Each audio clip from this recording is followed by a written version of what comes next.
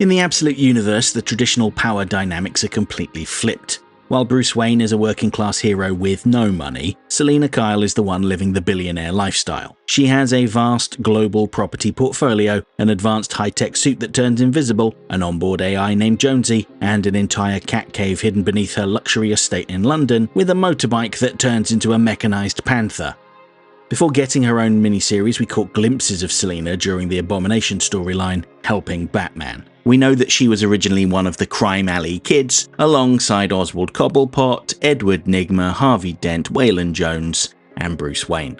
She shared a deep, meaningful relationship with Bruce before leaving Gotham on a global journey of self-improvement, a journey that somehow made her fabulously wealthy by the age of 25. Her miniseries kicked off with a bang when a group of intruders dressed in classic mainline Catwoman costumes broke into her home. Selina effortlessly handled them, using non-lethal tranquilizers and her suit's mechanical whip-like tail. However, the break-in was not some random crime, it was tied directly to her childhood friend from Gotham, Holly Robinson. Holly, a fellow runaway who grew up with Selina as part of a street group called the Calicos, approached Selina on her 25th birthday asking for help. Though Selina initially tried to stay retired from the thief life, she discovered that Holly had left a mysterious metallic orb hidden inside of her birthday cake. Instantly, the attackers descended on the property, triggering an explosion, kidnapping Holly, and sending Selina into a high-speed pursuit through the streets. When Selina finally cornered the leader of the attackers, she found herself completely outclassed in a fistfight. Despite cycling through multiple martial arts styles, Selina's advanced gadgets are no match for her opponent's flawless predictive combative reading. The issue ended on a massive cliffhanger as the mystery leader was revealed to be none other than Cassandra Cain, reimagined here alongside her mother Lady Shiva as one of the last surviving members of the deadly League of Assassins. And that brings us right into issue 2, which shifts the action to a massive, luxurious ocean liner, the Wandering Rose, used exclusively by the global elites to conduct discreet, off-the-grid business. Here, Selina visits a doctor who tells her she needs to take it easy for the next 48 hours because she has a level 2 concussion, but that won't stop her from trying to solve the mystery of what Holly wanted.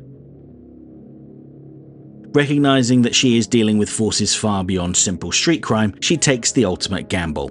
Selina lists the mystery orb for sale on the ultra-rich, corrupt elites version of eBay, deliberately throwing out a line into the digital underworld. She hopes to bait the dangerous, powerful players who already know what this artifact is and what it can do, and then once she's got them, she will force them to tell her their secrets. And her scheme works. Now, unlike eBay, Selina has to go to a physical location to meet the buyer. It's a secretive facility built inside of an ice cave in Switzerland, miles away from anything else.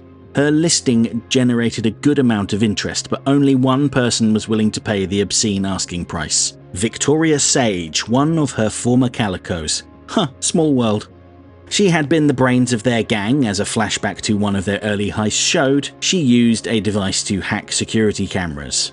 She's not at all surprised that Selina had the orb, but she is disappointed that she tried to sell it immediately after Holly had handed it to her. Rather than going along with the pretense, Selina sets Victoria straight, saying she was trying to identify someone who knew what the object was. Now, one thing to note here is that Victoria Sage seems to be a gender-swapped version of Victor Sage, who was the Question in the mainline universe. She doesn't seem to have a costume though, but she does have a partner backing her up, Helena Bertinelli, another former Calico. And in the mainline universe you may know her better as the Huntress.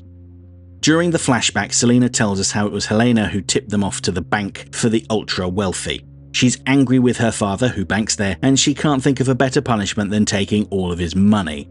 The 4 girls, dressed as Catwomen, successfully hacked into the bank's network and took the money from their top clients. Holly suggested that they could also make some generous donations in their names, because she's a kind person.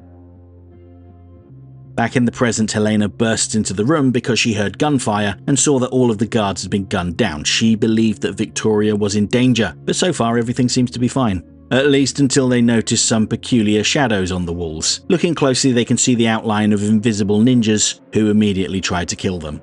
Among their number is Cassandra Cain, who is recognizable despite the fact she's not wearing her costume anymore, just because of how she carries herself.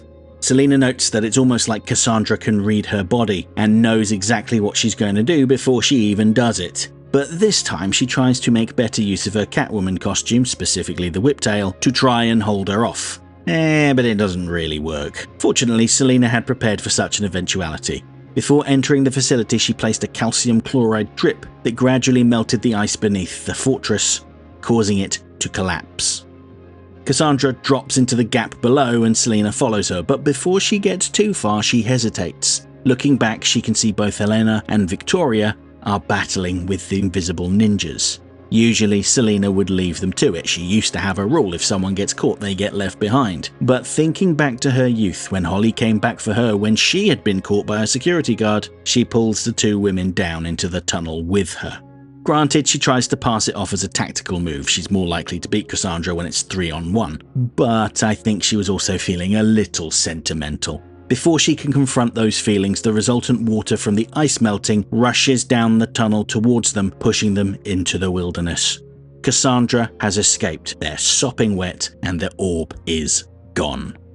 While they try to warm up around the fire, it's time for Victoria to explain what the orb actually is. It's a key component in finding a synthetic intelligence called Yarn. This device has the ability to rewrite reality, or should I say knit reality. Get it? But now that Cassandra has the orb, she and presumably her mother, Lady Shiva, can see its location somewhere off the coast of southwestern Africa. While reading this book, I struggled to see what the theme is. It feels like an action-adventure story, and there's nothing wrong with that, I want to be clear, but the other Absolute books have something to say about life and the nature of our world, some more successfully than others. But here, I see some cat jokes. The flashbacks taking place 9 years ago, get it, as in Cat's 9 lives. The synthetic intelligence called Yarn because, yeah, cats like to play with yarn. But I don't know what this book is about yet. And you know what? That's not really an issue. Not every story needs to have some deep philosophical meaning. But this feels just a little out of place with the other Absolute books. Perhaps that's because it's a story of a villain, or at the very best an anti-hero.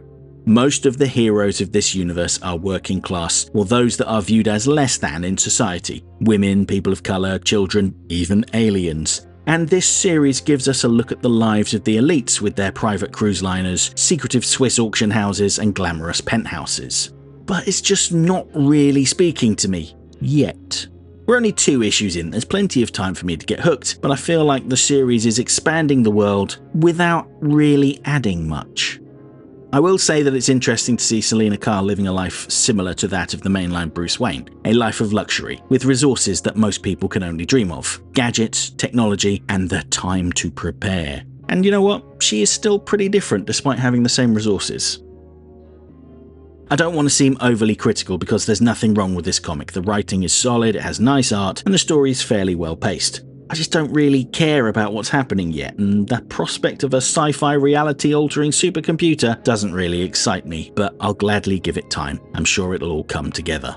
But what did you think? Am I just being a sourpuss, or are you too waiting for something meaningful to happen?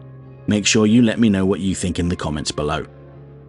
Special thanks to my channel members, the Back Issue Brigade, who helped make this video possible. Their names are on screen right now, and if you want to see your name among them and get access to exclusive videos, then join the channel now.